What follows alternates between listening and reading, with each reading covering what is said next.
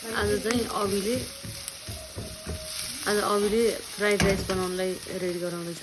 उसले यो प्याज काटेर प्याज भुट्दैछ। अब यसमा चाहिँ के पुछाउँदैछ है त उसको अभिस किचन भनेर उसले आफ्नो एउटा च्यानल पनि बनाइरहेछ। प्याज भुटेर अब अन्डा राखेर अन्डालाई पनि फेरि चलाएर अन्डा फ्राई गरेर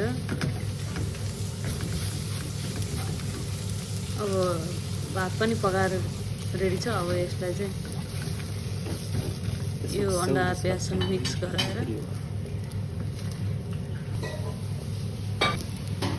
भात पनि मिसायो।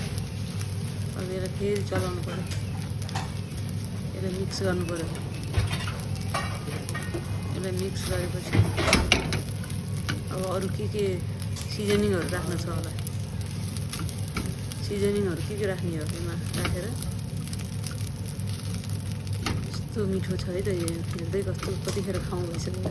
Amy fried rice ready. By the way, Alexis, why do you have rashes on your hand? I can't hear anything on this. यो चाहिँ सबै मिक्स हुने गरी राम्रोसँग चलाउनु पऱ्यो।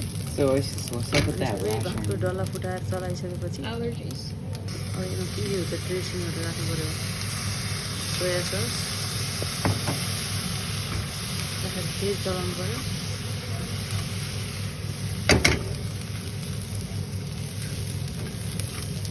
मजाले चलाएर यसलाई सबैतिर पुग्ने गरी चलाएपछि अब यो चाहिँ अब खानालाई रेडी छ है त।